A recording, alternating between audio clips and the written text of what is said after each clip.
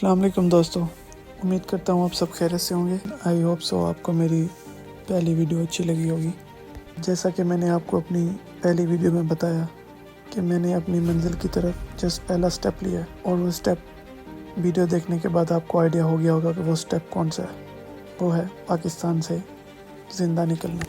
और हमारे यहाँ जब भी कोई पाकिस्तान से ज़िंदा निकल कर बाहर जाता है, सऊदी अरब, दुबई, यूरोप, ऑस्ट्रेलिया, इंग्लैंड और स्पेशली यूरोप वाली साइड पे, तो लोगों के जहन में बस एक ही सवाल आता है, कैसे। और इसी कैसे का सामना मुझे भी करना पड़ा, क्योंकि बहुत सारे लोग मुझसे पूछ रहे हैं कि आप किस कंट्री गए हैं, कैसे गए हैं, यूरोप कैसे पहुँचे, लीगल गए, इलीगल गए। बहुत सारे सवालात लोगों के जहन में होते हैं, क्योंकि हम सारा दिन पाकिस्तान में, चाहे मैं अपनी बात करूं, हम यही सोचते थे कि पाकिस्तान से यूरोप कैसे जाना है। और हम तरह तरह की वीडियोस, तरीके सोचते रहते थे बैठ के यूट्यूब पे कि हमने पाकिस्तान से कैसे निकलना है। और जब आप किसी ऐसे कंट्री में जाने की कोशिश करते हैं जहाँ पे पहुँचना आपके लिए बहुत ही मुश्किल हो, तो आपको वहाँ बहुत सारी चीज़ों का सामना करना पड़ता है, जिसका मुझे भी सामना करना पड़ा।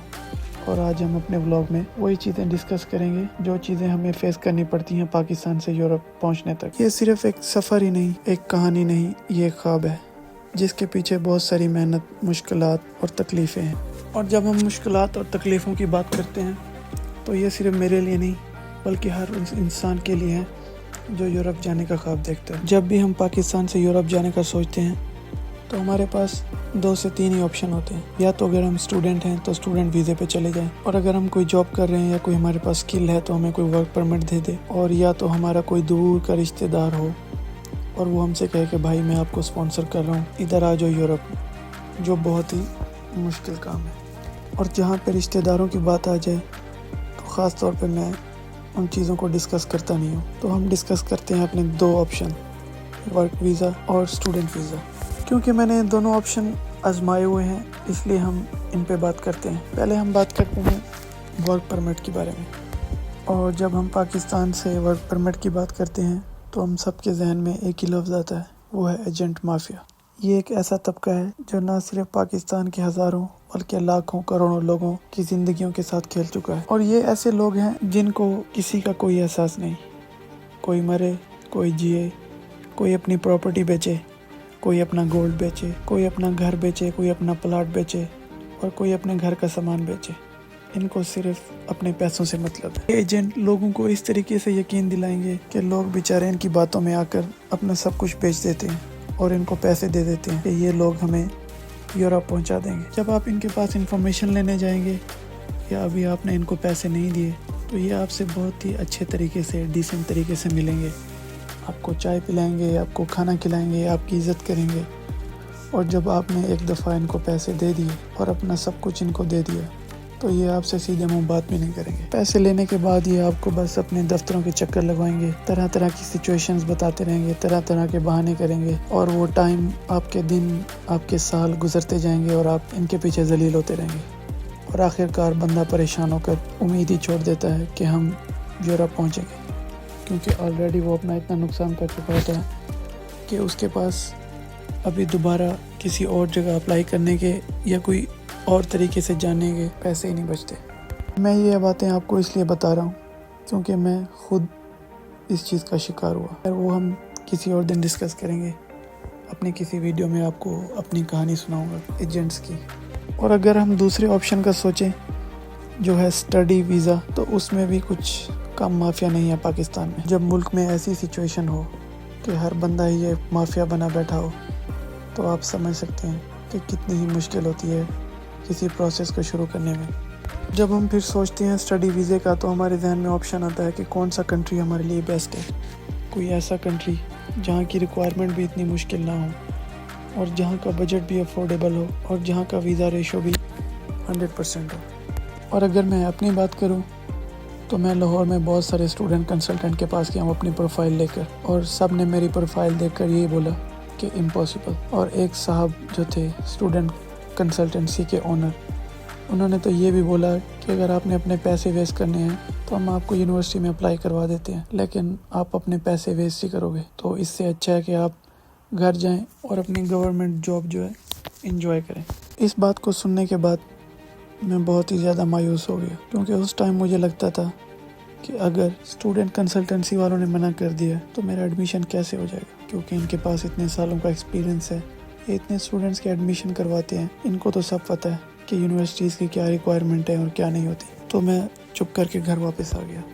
گھر آ کے میں نے اپنے سارے سرچ پیپر، اپنے آئٹس کا رزلٹ، اپنی ساری ڈگریز، اپنے سارے ڈاکومنٹس، جو میری فائل ساری بنی ہوئی تھی، میں نے اپنی الماری میں ڈالی اور اس کو لاک لگا دیا، اور میں نے یہ سوچ لیا تھا کہ اب میں یورپ نہیں جا سکتا اور مجھے صرف اپنی جاب ہی کرنی ہے۔ اور جب ایسی سچویشن ہو تو بندہ خود کو سمجھا بھی نہیں سکتا، لیکن میں نے خود کو سمجھایا، بہت بار سمجھایا، لوگوں نے مذاق اڑایا، جو ساتھ دوست تھے انہوں نے مذاق اڑایا، سب نے مذاق اڑایا کہ تمہیں تو بڑی جلدی تھی یورپ جانے کی، تم یورپ نہیں جا سکتے، جیسے ہماری سوسائٹی میں باتیں ہوتی ہیں۔ اور خود کو سمجھاتے سمجھاتے 3 سے 4 سال گزر گئے۔ 3-4 سال گزرنے کے ساتھ ساتھ میرا آئٹس بھی ایکسپائر ہو گیا، میری ڈگری کا گیپ بھی زیادہ ہو گیا، اور جو میری 1% امید تھی وہ بھی ختم ہوتی جا رہی تھی۔ میں بار بار خود کو یہی سمجھاتا تھا کہ اب یہ چیز امپاسبل ہو گئی ہے، اور میں اپنے اللہ سے بھی یہی دعائیں کرتا تھا کہ یا تو اس چیز کو پاسبل کر دیں، یا تو میرے دل سے اس چیز کا وہم و گمان بھی ختم کر دیں۔ لیکن جب صحیح وقت آتا ہے تو اللہ تعالیٰ راستہ خود ہی بنا دیتا ہے۔ ایسے ہی ایک دن جب میں اپنی جاب کے دوران فری ٹائم میں اسکرولنگ کر رہا تھا تو میں نے لتھوینیا کا نام سنا، اور لتھوینیا کا نام سنتے ہی میرے دل میں ایک امید سی جاگی کہ کیا میں بھی ادھر اپلائی کر سکتا ہوں کہ نہیں۔ میں نے لتھوینیا پہ تھوڑی بہت سرچ شروع کی، اور میں نے نہ چاہتے ہوئے بھی 1-2 کنسلٹنٹ سے رابطہ کیا، اور کنسلٹنٹ 3-4 سال بعد ہی ادھر کے ادھر ہی تھے۔ انہوں نے پروسیس سٹارٹ کرنے سے پہلے اپنی فیس بتائی کہ ہم 1.5 لاکھ لیں گے، ہم 2 لاکھ لیں گے، ہم اتنے یوروز لیں گے، اپلائی کرنے کے اتنے لیں گے، جب آپ کا ایڈمیشن ہوگا تو اتنے لیں گے، جو ان کی ریگولر باتیں ہوتی ہیں۔ میں نے کنسلٹنٹ کی باتوں کو اگنور کر کے خود ہی اس پہ سرچ شروع کر دیا۔ میں نے یونیورسٹیز کی لسٹ کھولی، ان کی ریکوائرمنٹس پڑھی، ان کی فیس دیکھی، اور جیسے ہی میں نے یونیورسٹی کی فیس دیکھی میرے ذہن میں ایک اور خیال آیا کہ میں فیس کیسے پے کروں گا، کیونکہ میرے پاس نہ ہی کوئی سیونگ تھی اور نہ ہی میرے پاس کوئی ایسا سپورٹ سسٹم تھا جس کے بارے میں سوچوں کہ وہ میری فیس پے کرے گا۔ اور فیس کا سوچ کے میں نے 5 منٹ کے لیے اپنا موبائل بند کر دیا، لیکن میرے دل کو سکون نہیں آیا۔ میں نے سوچا ہم اپلائی کرتے ہیں، اس کے بعد اگر ایڈمیشن ہو گیا تو ہم فیس کا پروسیس بعد میں دیکھتے ہیں۔ میں نے اللہ کا نام لے کر جس یونیورسٹی کی ریکوائرمنٹ میری ڈگریز کے ساتھ تھوڑی بہت میچ کرتی تھی، میں نے اس کا لنک اوپن کیا اور اپنا فارم فل اپ کیا، اور یونیورسٹی کی ایڈمیشن پروسیس کی جو فیس ہے وہ بینک کے تھرو پے کی، اور میں نے اپلائی کر دیا۔ جیسے ہی میں نے یونیورسٹی کا پروسیس شروع کیا، میں نے اللہ سے دعائیں مانگنی شروع کر دی کہ پلیز اس بار مجھے یورپ پہنچا دے۔ اور جیسے ہی پروسیس سٹارٹ ہوا تو اس کی ڈیفیکلٹیز بھی بڑھتی گئی، خاص طور پہ میرے لیے اور ان اسٹوڈنٹ کے لیے جو ایک گاؤں میں رہتے ہیں، کیونکہ جب آپ ایک گاؤں میں رہتے ہیں تو آپ کو وہاں بہت سی پرابلمز ہوتی ہیں، الیکٹریسٹی کی پرابلم، اور پھر الیکٹریسٹی کے ساتھ ساتھ آپ کے نیٹ ورک کی پرابلم، آپ کے پاس نیٹ ورک نہیں ہوتا، آپ کے ڈاکومنٹس اپلوڈ نہیں ہوتے، آپ کو بہت سارے مسائل فیس کرنے پڑتے ہیں، آپ کی پرنٹنگ نہیں ہوتی، آپ کے ڈاکومنٹس کی فوٹو کاپیز نہیں ہوتی، آپ کو کسی دوسرے سٹی میں جانا پڑتا ہے، آپ کو بہت ساری مشکلات فیس کرنی پڑتی ہیں۔ اور سب سے زیادہ مشکل اس ٹائم ہوتی ہے جس دن آپ کا انٹرویو ہوتا ہے اور آپ گاؤں میں رہتے ہیں، آپ کو یہی ڈر لگا رہتا ہے کہ کہیں انٹرویو کے دوران نیٹ ورک نہ چلا جائے، کہیں بجلی نہ چلی جائے، اور اگر ایسا ہو گیا تو ہمارا سارا پروسیس اور ہم نے جتنے بھی پیسے اس پہ لگائے ہوئے ہیں، جتنی بھی محنت کی ہوئی ہے، وہ ساری ختم ہو جائے۔ جب ہم یہ پروسیس کر رہے ہوتے ہیں تو ہمیں لگتا ہے کہ ہم صرف فیس دیں گے اور ہم نے جسٹ ٹکٹ لینی ہے اور سارے مسئلے حل، لیکن ایسا نہیں ہوتا۔ جو اسٹوڈنٹ گاؤں میں رہتے ہیں ان کے لیے ایک مشکل یہ بھی ہوتی ہے کہ ان کو اپنے ڈاکومنٹس اٹیسٹیشن کروانے کے لیے لاہور یا اسلام آباد جانا پڑتا ہے، جو کافی مشکل کام ہے۔ اس کے آپ کے اچھے خاصے پیسے بھی لگتے ہیں، آپ کو مشکلات بھی ہوتی ہیں، آپ کا ٹائم بھی ویسٹ ہوتا ہے، اور آپ کو کچھ دنوں کے لیے ادھر اسٹے بھی کرنا پڑتا ہے، جو بہت سارے اسٹوڈنٹ کے لیے فائنینشلی طور پر بہت زیادہ ڈسٹربنگ ہوتا ہے۔ یہ میں ساری چیزیں آپ کے ساتھ اس لیے شیئر کر رہا ہوں کیونکہ یہ ساری چیزیں میں نے فیس کی ہیں، اور میں یہ اس لیے بھی بتا رہا ہوں کہ اکثر اسٹوڈنٹ جو گاؤں میں رہتے ہیں یا جن کے خواب ہوتے ہیں کہ وہ کسی باہر کے کنٹری جا کے اپنا فیوچر سیکیور کریں، تو وہ اس پروسیس کو شروع نہیں کرتے ان چیزوں کے سوچ کر کہ کتنی ڈیفیکلٹیز ہوں گی، کیسے ہوگا، ہم کیسے کریں گے، ہم شہروں میں نہیں رہتے، ہمارے پاس اتنی فیسلٹیز نہیں ہیں، ہم گاؤں میں رہتے ہیں، ہمارے پاس نیٹ ورک نہیں ہے، لائٹس نہیں ہے، ہمارے پاس ٹرانسپورٹیشن سسٹم نہیں ہے، ہم کیسے جائیں گے۔ تو یہ میں اس لیے شیئر کر رہا ہوں تاکہ جتنے بھی اسٹوڈنٹ ہیں، چاہے وہ گاؤں میں رہتے ہیں، وہ اپنا پروسیس سارا خود کر سکیں اور اپنے لیے ایک انیشیٹو لے سکیں کہ وہ بھی باقی شہر کے بچوں کی طرح اپنا فیوچر سیکیور کر سکتے ہیں، اپنا پروسیس کر سکتے ہیں۔ ہاں تھوڑی سی ایکسٹرا محنت لگتی ہے، تھوڑا زیادہ ہارڈ ورک کرنا پڑتا ہے، لیکن ہم بھی کر سکتے ہیں۔ ان ساری چیزوں کے کرنے کے بعد اپنے ڈاکومنٹس بھیجے، سب کچھ کیا، اٹیسٹیشن کروائی، سب کچھ کمپلیٹ کر کے دیا۔ میرا یونیورسٹی کے ساتھ انٹرویو ہوا، انٹرویو اچھا ہو گیا، میرا ایڈمیشن کنفرم ہو گیا۔ میں نے اللہ کا لاکھ لاکھ شکر ادا کیا کہ میرا ایڈمیشن کنفرم ہو گیا۔ اس کے بعد آئی مین مشکل، فیس، کہ اب فیس کیسے پے کرنی ہے۔ یہاں پر میں ایک سب سے زیادہ جو ایک مشکل بات ہے ایک گاؤں کے اسٹوڈنٹس کے لیے، سب سے زیادہ جو مشکل بات ہے وہ یہ ہے کہ وہ اپنے پیرنٹس کو، اپنے ماں باپ کو، اپنی فیملی کو بتا سکے کہ میں نے یورپ جانا ہے، کیونکہ ہمارے گاؤں کے لوگ بہت ہی سیدھے سادے ہوتے ہیں۔ ان کو نہ تو یورپ کا پتہ ہوتا ہے اور نہ ان چیزوں کا پتہ ہوتا ہے کہ اسٹوڈنٹ ویزا کیا ہوتا ہے، کیا نہیں ہوتا، اور ان کے پرانے خیالات اور ان کی سوچ ایک ہی ہوتی ہے کہ آپ لوگوں نے ملک سے باہر نہیں جانا، یا اگر جانا بھی ہے تو سعودی اور دبئی چلے جائیں، کام کا ویزا لے لیں اور ادھر کمائیں، جیسا کہ ہم بہت سارے گاؤں کے لوگ جاتے ہیں۔ تو ان کو سمجھانا تو بہت ہی مشکل کام تھا، اور ان سے اتنی فیس لینا اور بھی زیادہ مشکل کام۔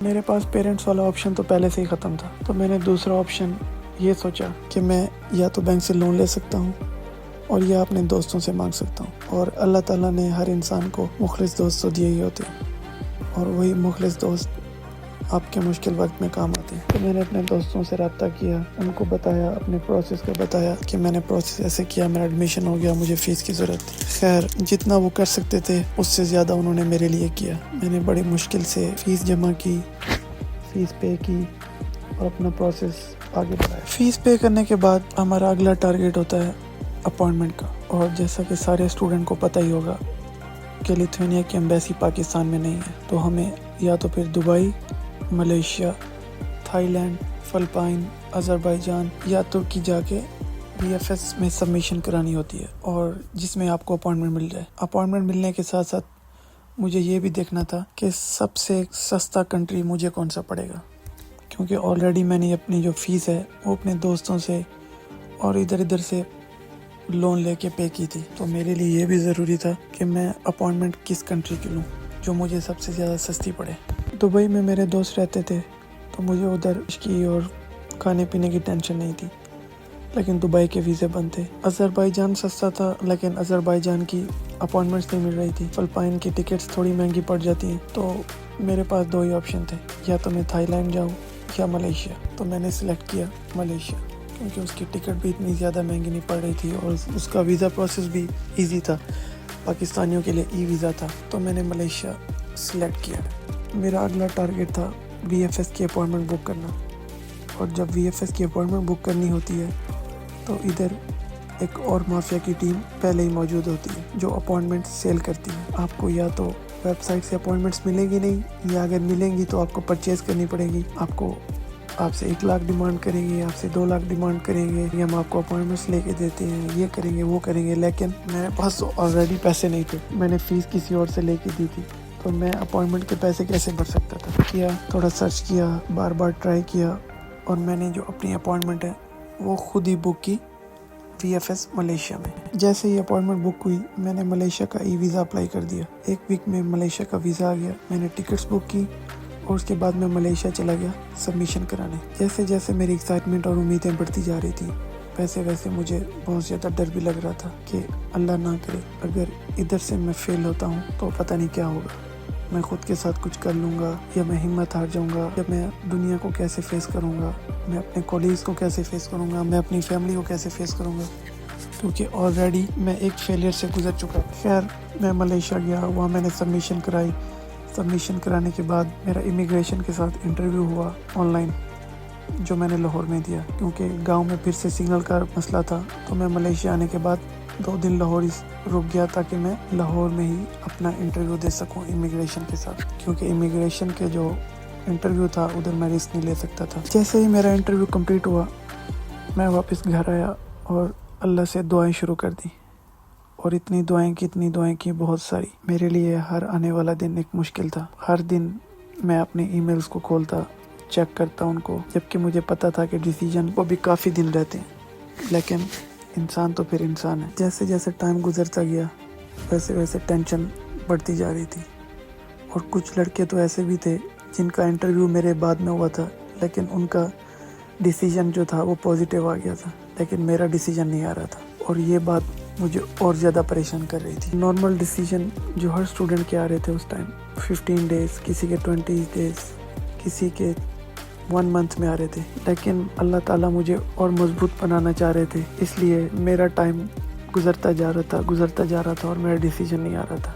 और आखिरकार थक हार के मैंने उनको एक मेल भी कर दी कि इतने टाइम से मेरा डिसीजन नहीं आ रहा, और पूरे 60 दिनों के बाद मुझे रिसीव हुई इमिग्रेशन डिपार्टमेंट से उनकी एक mail, decision has been made. और जैसे ही मैंने डिसीजन देखा वो पॉजिटिव था। मोमेंट मेरे लिए इतना स्पेशल था कि मैं लफ्ज़ों में बयान नहीं कर सकता आपको। मैंने जैसे ही मेल पढ़ी, मैंने मोबाइल ऑफ किया, मैंने अल्लाह का शुक्र अदा किया, मैं मस्जिद किया, मैं वज़ू किया, 2 नफिल पढ़ी, अल्लाह को सजदे किए, शुक्र अदा किया। और मैं जितना शुक्र अदा कर सकता था उतना कम था कि मैं इस चीज़ का पिछले 6 सालों से इंतज़ार कर रहा था, और 6 सालों के बाद अल्लाह ने मुझे ये वक्त दिखाया कि मेरा डिसीजन पॉजिटिव आया और मेरा वीज़ा अप्रूव हो गया। अल्लाह का शुक्र अदा करने के बाद मैंने सीधा घर जाके अपनी अम्मी को ये न्यूज़ सुनाई, और उसके बाद अपने उन दोस्तों को बताया जो दोस्त मेरे इस सारे प्रोसेस में, बल्कि इन पूरे 6 सालों में हर मुश्किल टाइम में, हर मुश्किल घड़ी में मेरे साथ खड़े रहे, मेरा हौसला बने रहे, जिन्होंने मुझे संभाला। मैंने उनको बताया, उनके साथ शेयर किया, और मैं बहुत खुश था।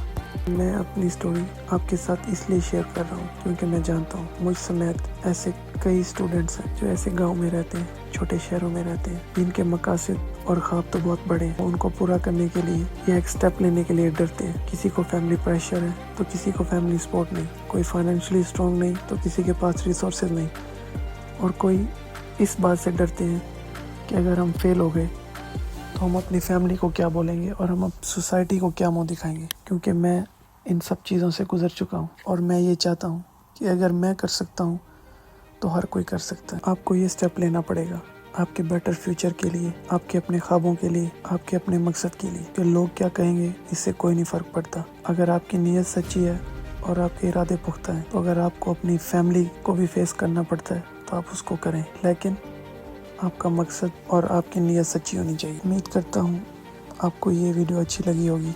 अगर आपको वीडियो अच्छी लगी है तो मेरे चैनल को सब्सक्राइब करें, शेयर करें, लाइक करें, और अगर इस स्टोरी से आप मोटिवेट हुए तो प्लीज़ कमेंट्स में ज़रूर बताइएगा। इंशाल्लाह नेक्स्ट वीडियो में हम यूरोप की लाइफ और लिथुआनिया की लाइफ डिस्कस करेंगे। तब तक के लिए अल्लाह हाफिज़, टेक केयर।